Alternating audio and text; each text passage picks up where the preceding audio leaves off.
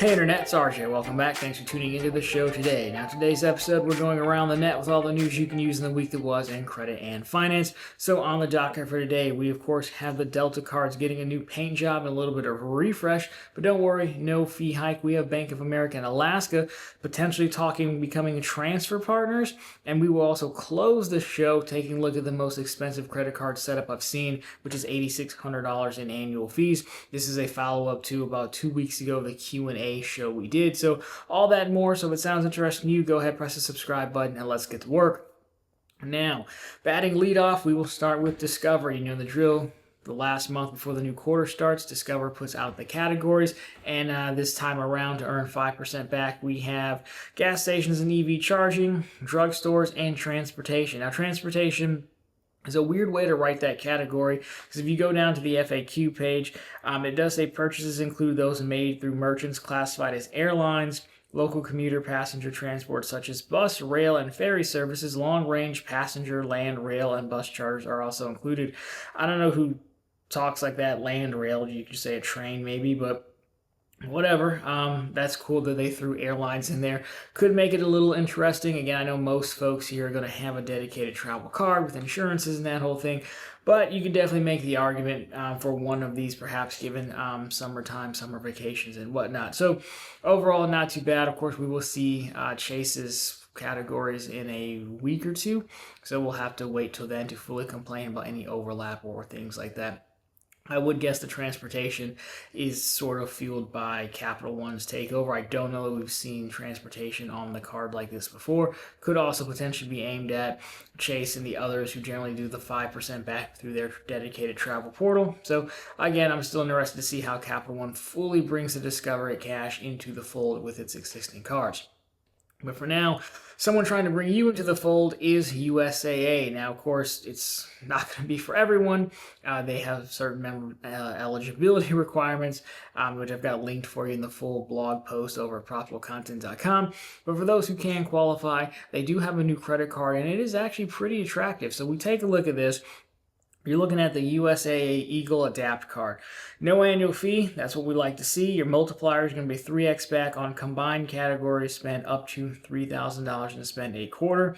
And those are going to be groceries, dining, home improvement, home furnishings, gas, EV charging, travel, transit, health and wellness, live entertainment, and streaming services. Of course, one back on everything else. The intro offer, again, you're going to get $200 after spending $1,000 within the first 90 days of opening. So for no annual fee product, it's free. I think that's a pretty strong offering. I could definitely see folks considering it. I put it right underneath something like the autograph card, simply because this is a cap and the autograph doesn't, but this does cast a wider net with its categories. A lot of 3x coverage for someone who can get in, qualify for this. I think this, if you don't want a ton of different cards, but you want one that does a lot of things, I think this would definitely be one to consider. So nicely done. It likely won't get a lot of coverage, but again, nicely done. Nice credit card launched by these guys. So moving right along, someone who's looking to launch their partnership into the next phase, we're just going to keep trying to string them along with segues just as good as that the whole way, is Bank of America and Alaska. Now, talking about cards that I thought were really good, even though I don't fly Alaska or really have any need for it, I did think the Alaska Atmos was the Summit card. Their top tier one. It was a really good card last year when it came out. I still stand by that. The one thing that Bank of America and Alaska is missing is being a full transfer partner. They went so far as to say, hey, if you have a relationship with Bank of America, meaning like a deposit account with them, you can get like a 10% points boost on redemptions with the Alaska card, and that is by definitely a nice touch, but it looks like Alaska wants a little bit more. So if we take a look at this, so there's a lot of incentives that are now completely aligned between the two companies. Don't you just love the word align? And go and drive this. The last thing I'll say, there's other areas like we would love ultimately for the proprietary cards that our bank partner provides to be able to convert to points and redeem. And I think those types of things are all opportunities for us under the new contract. So there you go. Alaska's at least pushing for it, which is nice, because sometimes I think the airlines, I think like the American Airlines, to me they've always been a little bit concerned about just opening the floodgates, if you will, of letting all those thank you points over to to American. Now, the interesting thing with Alaska and Bank of America, he said it's in play. They could do it under their current contracts. So they wouldn't have to go through the whole rigmarole of coming up with a new deal, which is very time consuming. It would be interesting to see how Bank of America wanted to play it. And really, how Alaska wants to play it. On the surface, it sounds good, but do you want to open it up to just the travel cards, earn travel points, and you can send them over there? Or would you want people with, 3 customized cash cards and unlimited cash to also be able to send them over to Alaska? Personally, I don't really love how Bank of America does their travel cards, being they don't earn points that you can currently cash out. Like you have to basically redeem them against a travel purchase on that card, which is easy to use if you're using them for travel. It all just, to me, seemed like why not just make it one same type of points currency and you can either cash them out or just do it as a statement credit for anything that you buy. But I guess then in that case, there wouldn't be that much of a difference between the travel focus cards and the cashback cards. I don't think you'd need the blue one at that point. But it does, I think it does have no, was the premier preferred has no foreign transaction fees. So anyways, I do think, Alaska's probably looking at the land here once American and Citi threw in all the way. They're like, oh, hey, we've kind of got to go next because we could definitely lose customers. We have one good anchor card, sure, but, it's much easier to earn points, obviously, to all the other ones. The value of the points debatable. But this does seem to be the one thing they're missing, and the obvious thing that we had asked, like, well, why didn't they do it yet? Well, so at least one of them is interested. I gotta imagine Bank of America at least knows they're interested and is agreeable to it. I don't know if this guy would have gone out there and just be like, hey, I want them to do this, and totally blindsided your quote partner like that. So I'm going to guess it's already in talk. So we'll keep an eye on that. They definitely need something given how they've changed preferred rewards. We covered the streaming credit last week and how it was pretty lackluster. So a little bit extra might be helpful. And of course, if they can even tie it into preferred rewards, maybe to incentivize folks to stay with preferred rewards and then maybe limit the amount of points that are coming over to Alaska so it doesn't totally devalue everything. Like your transfer ratio may be determined by your status, for example, or how many points probably you could do would be a better way to do that. Anyhow, someone not really trying at all is American Express. So in case you're concerned, if you have a green card, and you know how I love the green card, they're going to change the name to Classic Green Card. I'll put a picture up there. But basically, folks are getting notified in their portal. You can see it, card name update. The name will change to American Express Classic Green Card on August 20th. No other notes that the benefits will change or anything like that. We found this on the credit card subreddit. I guess, this is so silly to me, but because it's not going to matter, because the only people who are going to say classic green card, as we covered last week, is folks who are using affiliate links where you're required to say the whole thing. Again, like a pimp named Slickback, that reference was very popular, so we'll run it back. Everyone else is just going to still say green card. So I don't really know why they did this. I'm still going to guess. I'm surprised they didn't do this when they finally go ahead and hike the fee and update the card. Why do it now?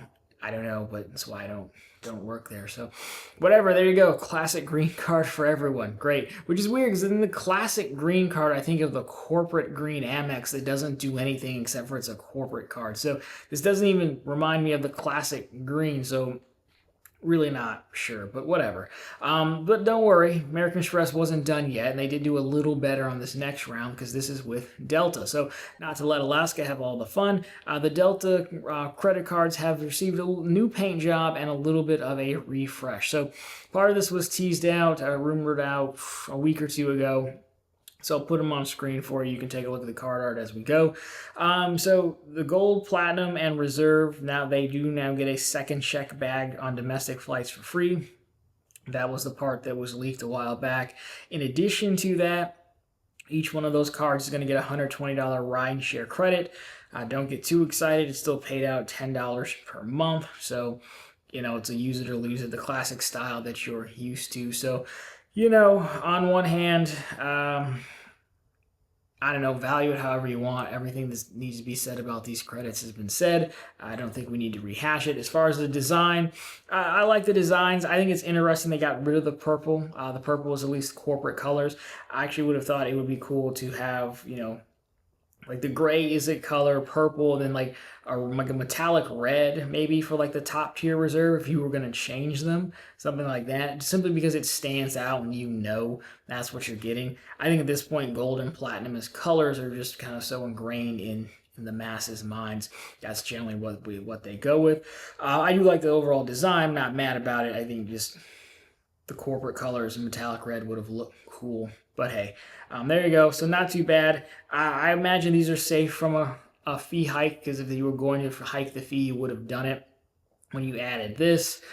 This is likely just Uber or somebody wanting to partner with them more and get some credits. So, there's that.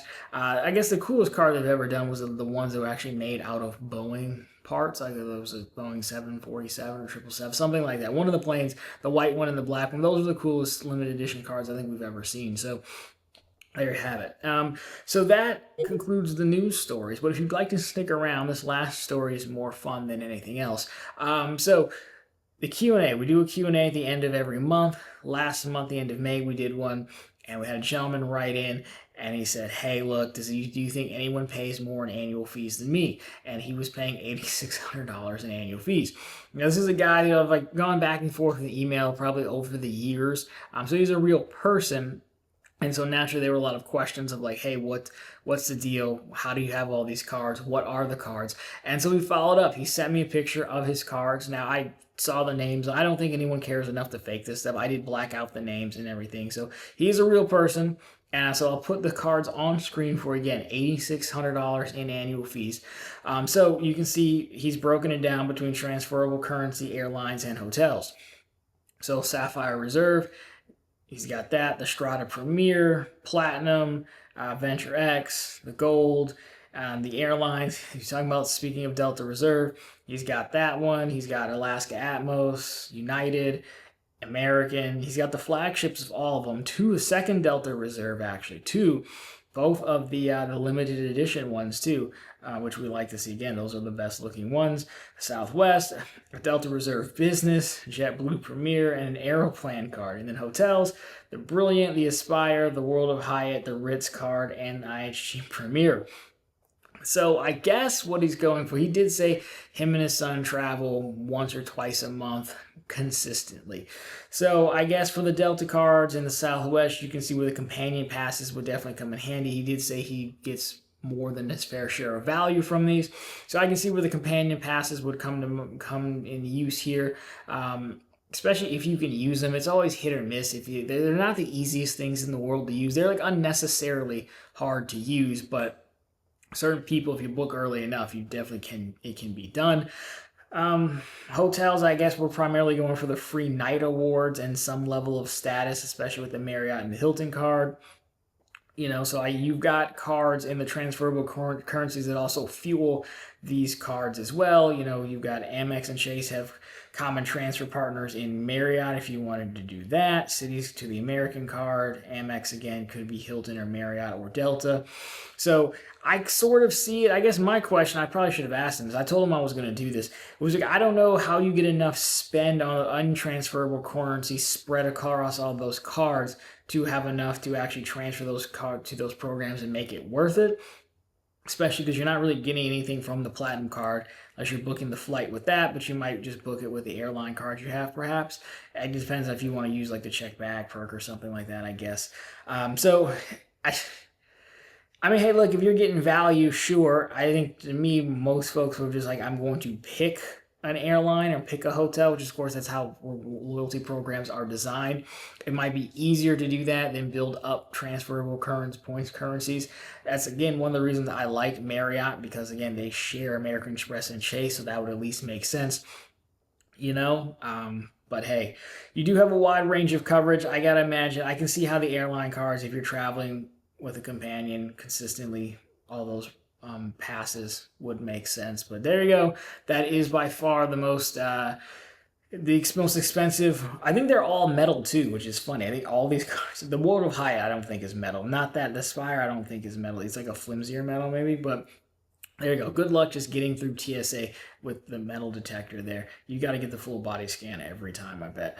So there you have it. If anyone can beat $8,600 in annual fees, let me know. Send in your picture. The email is on the channel page. I don't know if we want to make this a series where we just see who has the most expensive wallet, but they had to actually be your cards. If you can beat this, I'll be impressed, and I will put this on the show if you can beat $8,600. Plus, I want to see if we can get this guy to get it to you. I told him he's got to go for $10,000. You're so close.